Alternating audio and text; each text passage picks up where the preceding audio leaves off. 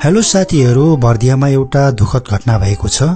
यो भिडियो मैले मार्च 25 तारिक खिचेको थिएँ र उनीहरू एउटा घाइते गैंडाको अवलोकन गर्न दैनिक जस्तो बर्दिया राष्ट्रिय निकुञ्ज भित्र जान्थे।